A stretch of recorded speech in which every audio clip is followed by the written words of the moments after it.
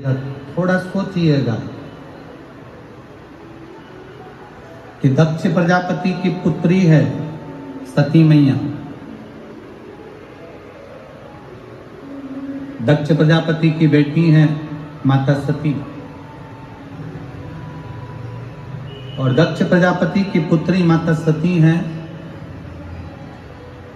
जब दक्ष प्रजापति की बेटी होकर, इतने विद्वान की बेटी होने के बाद में, इतने सत्ताधारी की पुत्री होने के बाद में, इतने वैभवपति की बेटी होने के बाद में, जरा विचार करिए, उन्हीं के घर में, उन्हीं के यज्ञ में बेटी अपने शरीर को छोड़ रही, उन्हीं के घर में, उन्हीं के घर के यज्ञ में बेटी अपने शरीर का त्याग कर रही है, बेटी अपने शरीर को छोड़ रही है। कारण केवल एक, जो शिव के सम्मुख में झूठ, शिव के सम्मुख में प्रपंच, शंकर भगवान के सम्मुख में झूठ, प्रपंच, छल, बेईमानी से थोड़ा सा भी संग शंकर भगवान का कर लेता है, थोड़ा भी संग शिव का कर लेता है, उसको एक ना एक दिन पछतावा करना ही पड़ता है।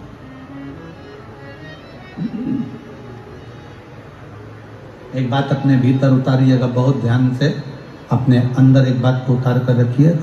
शिव के मंदिर जाओ, शंकर जी को जल चढ़ाओ, शंकर के मंदिर में जाकर जल समर्पित करो, बेलपत्र समर्पित करो, मना नहीं है। पर एक बात अपने भीतर उतार कर रखना कि शंकर भगवान को अगर जल समर्पित कर रहे हो, शिव जी को जल चढ़ा रहे हो, शंकर भगवान की आराधना कर रहे हो, शिव अर्चना कर रहे हो, तो उसमें ना तो तुम्हारा दिखावा होना चाहिए, ना तो तुम्हारा कोई दिखावा, और ना उसमें कोई तुम्हारा झूठ, ना कोई उसमें प्रपंच हो, और ना उसमें कोई छल। आप जाओ शिव के दरवाजे पर, आप वो अधिक मास में क्या दान करते हैं? अधिक मास में किस चीज का दान किया जाता है? मालपुए का दान करते हैं। अरे बोलो तो जम के, कितने मालपुए करते हैं? 33 मालपुओं का दान होता है। 30 मालपुए तो 30 दिन के हो गए, और 3 जो मालपुए होते हैं उसके ऊपर जो 33वें 3 मालपुए जो होते हैं, वो एक मालपुआ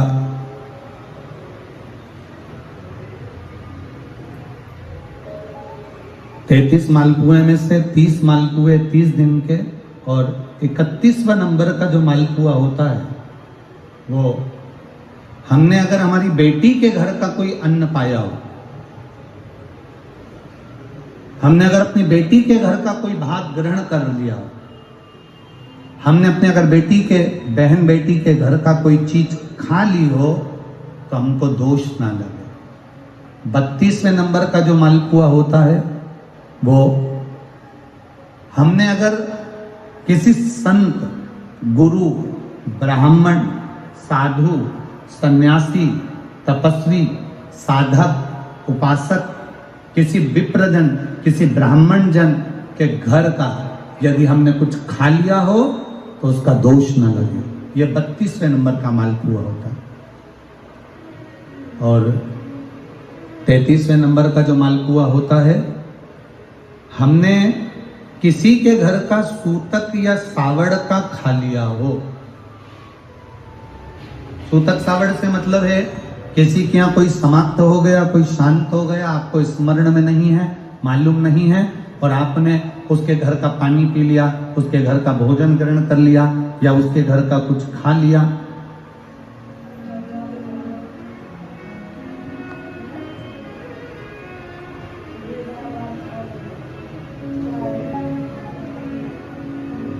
हमने अगर कुछ खाया हो, कोई के यहाँ शांत हो गए, कोई के यहाँ समाप्त हो गए, और उसके घर का यदि हमने कुछ पा लिया, कुछ पानी पी लिया सूतक का, तो उसका दोष न लगे।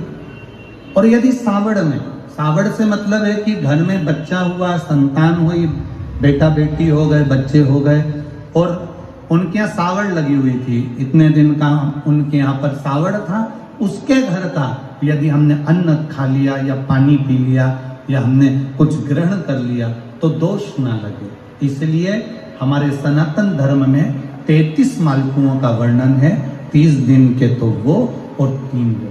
अब एक बात और ध्यान में रखना, स्कंद पुराण, विष्णु पुराण जब अधिक मास के व्रत का वर्णन करती है तो उसमें 33 मालपुए का ही विधान क्यों लिखा?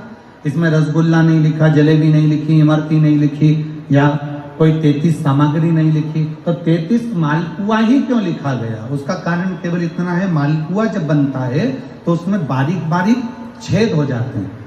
शास्त्र के अनुसार जितने छिद्र मालपुए के अंदर रहते हैं, अधिक मास में 3 वर्ष में एक बार यह मालपुए का 33 मालपुए का जो दान दिया जाता है, इससे जो जीव हमारे पूर्वज, हमारे जो गए हुए जीव हैं, कई भटक रहे होते हैं, कोई किसी योनि में है, कोई किसी जगह भटक रहा होता है, तो वो उस योनि से हमारे केवल अधिक मास में दान कर देने से वो उस योनि से मुक्त हो जाता है। इसलिए इन मालपुओं का वर्णन है, इसलिए इन मालपुओं का वर्णन किया गया है। अब एक बात अपने भीतर उतारिएगा जरा, कि अपने जीवन काल में हम करें, दान करने की मना नहीं, भजन करने की मना नहीं, संकीर्तन करने की मना नहीं, भगवत भजन करने की मना नहीं, पर दिखावे से परे होकर, झूठ से परे होकर, असत्यता से परे होकर, एक बेटी आई है जिसने कोई संकल्प था जिसका पूरा हो गया है, तो वो 10 किलोमीटर दूर से दंडवत करती करती यहाँ पर कथा के पंडाल में आई है।